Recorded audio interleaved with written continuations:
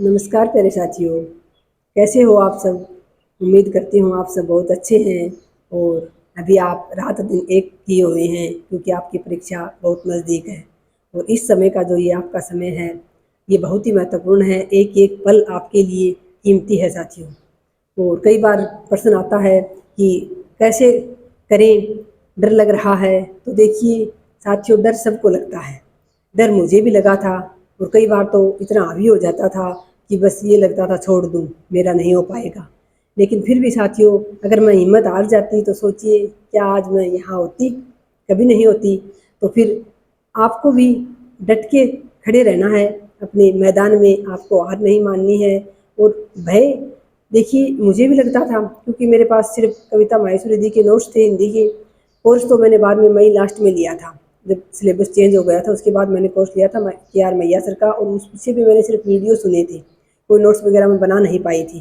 तो नोट्स तो मेरे पास कविता माहेश्वरी दी के जो हैं टेलीग्राम चैनल पर मैंने आपको डाल रखे वही थे।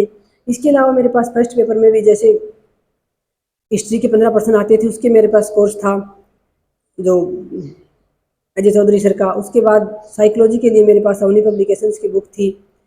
साइकोलॉजी का भी मैंने जो है वो कोर्स लिया था साथियों। 15 क्वेश्चन हिस्ट्री के और साइकोलॉजी दोनों का मैंने अजय चौधरी सर का कोर्स लिया था। अवनी पब्लिकेशन मैंने पहले रीड के लिए पढ़ी थी, तो उसमें से मेरा कुछ तैयार था जो मनोविज्ञान है वो। और इसके अलावा फिर मेरे पास साथियों में 10वीं 11वीं 12वीं की जो जैसे छठी से 10वीं तक की जो बुक आती है हमारा राजस्थान नाम से स्पेशल राजस्थान जीके की वो थी। और इसके अलावा मैंने 11वीं 12वीं की जैसे पॉलिटिकल के कुछ टॉपिक हैं तो उनके लिए पॉलिटिकल की बुक पढ़ी थी, कुछ टॉपिक वहाँ से पढ़े थे। और कुछ मैंने क्लासेस देखी थी। और राजस्थान जो ज्योग्राफी है उसके लिए मैंने नोट्स बना रखे थे, उन्हीं नोट्सों से मैं पढ़ी थी साथियों।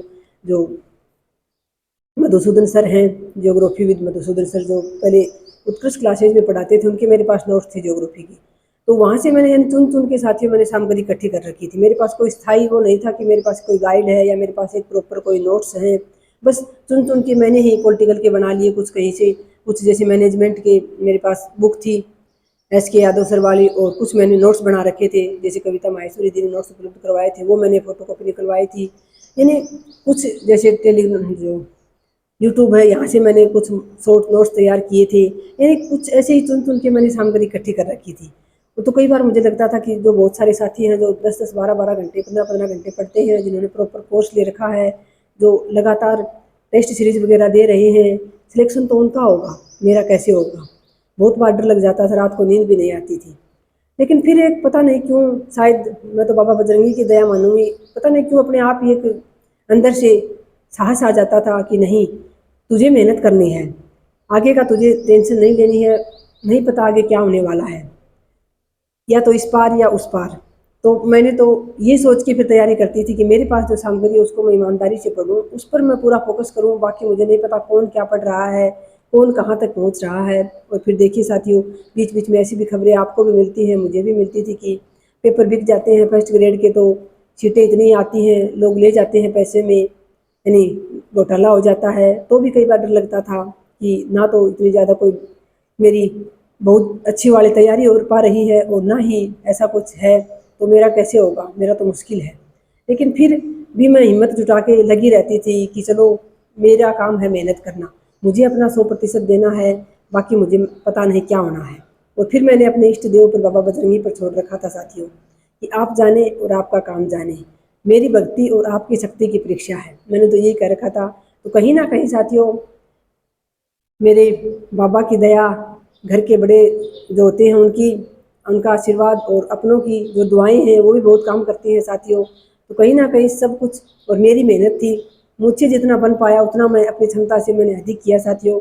लास्ट समय में तो बहुत ज़्यादा रात दिन मतलब लगी रही, दिन में भी सारा दिन जैसे काम करते हुए भी, या फिर यानी ज़्यादा से ज़्यादा प्रत्येक समय आप यकीन नहीं करेंगे साथियों। अब मैं देखती हूँ बहुत सारे साथी ऐसे होते हैं जो तैयारी कर रहे हैं, एग्जाम पास में है, लेकिन फिर भी 15-15 20-20 मिनट आधा आधा घंटा फ़ोन पे लगे रहते हैं बातें करने के लिए। लेकिन मैं कभी भी साथियों बात करने के लिए, क्या हुआ 5-7 दिन में कभी मेरे गाँव कर लिया, मेरी माँ से बात कर ली 2-4, या फिर मेरी सिस्टर बाहर रहती थी बच्चों के साथ तो 2 मिनट उससे बात कर ली। बाकी भी बस राजी खुशी जो कमेंट उसमें मेरी सिस्टर से तो मैसेज में ही पूछ लेती थी, बात करती ही नहीं थी साथियों। फ़ोन तो मिला के ही नहीं देखा उन दिनों में, लास्ट के 2 महीने में 2.5 महीने तो मैंने जम के रिवीजन किया बस, जो मेरे पास सामग्री थी। और मई लास्ट में सिलेबस चेंज हुआ, उसके बाद मैंने जो नया ऐड हुआ था उसको जोड़ने में साथियों मुझे जून पूरा निकल गया था कहीं ना कहीं से। जैसे रीता गौड़ मैम हैं, उनके वीडियो देखे, या फिर प्रमोद चारण सर वीडियो लेके आए थे नए सिलेबस का, क्योंकि के आर मैया सर ने तो लास्ट में करवाया था वो सिलेबस, तो उनके वीडियो तो लास्ट में आए थे उस नए जुड़े हुए पाठ्यक्रम के। तो मैंने इधर उधर से कहीं से भी जो नई सामग्री जुड़ी थी उसको मैंने ढूंढना शुरू किया, खोजबीन की उसकी। जहाँ कहीं भी उसकी सामग्री थोड़ी बहुत मिलती थी उसको मैं कॉपी में उतार लेती थी कि हाँ ये ज़्यादा ज़रूरी है। क्योंकि पीछे वाली जो मैंने किताबें रट मारी थी 11वीं 12वीं की, जिनकी मैं नोट्स बना चुकी थी 2 रजिस्टर में, वो तो सारी मेरी, ये तो नहीं कह सकती कि वो मेरी मेहनत ज़ाया चली गई, ये तो नहीं कह सकते, क्योंकि वो अब मेरे काम आ रहा है। बच्चों को पढ़ा रही हूँ तो जो पाठ मेरे बहुत अच्छे से पढ़े हुए हैं उनको मुझे दिक्कत नहीं आती बच्चों को पढ़ाने में, समझाने में, प्रत्येक जो मुख्य बिंदु है उसको बच्चों तक पहुँचाने में। तो ये तो हम नहीं कह सकते साथियों कि हमारी की हुई मेहनत कहीं जाया जा सकती है। लेकिन फिर भी तैयारी में वो एक बार विचलन तो पैदा हो ही गया कि मैंने इतनी मेहनत करके ये नोट्स तैयार किए थे, किताबों को मैंने कितनी कितनी बार पढ़ लिया था पता नहीं, वो सारी अब काम नहीं आएगी। एक बार तो विचलित तो हो ही गई थी साथियों, लेकिन फिर दोबारा हिम्मत करके खड़ी हुई और दोबारा से जो नया जुड़ा था उसको ऐड करना शुरू किया। कभी कहीं से नोट्स बनाए, कभी कहीं से थोड़ा बहुत मिला, वो पकड़ पकड़ के, यानी इकट्ठा कर करके साथियों थोड़ा थोड़ा बूंद बूंद से घड़ा भरता है कहते हैं ना, इस प्रकार से मैंने कर रखा था। आपको तो फिर भी पता है साथियों, अभी नया सिलेबस तो कुछ चेंज हुआ ही नहीं।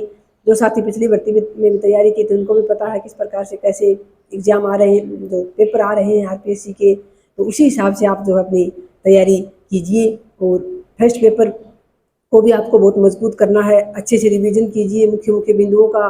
और वहाँ जो परीक्षा में भी आपको बहुत सोच समझ के जो है प्रश्न हल करने हैं, एक एक प्रश्न आपको साथियों चुन चुन के निकालना पड़ेगा कि हाँ ये प्रश्न मेरा सही है। रिस्क तो आपको लेनी ही नहीं है।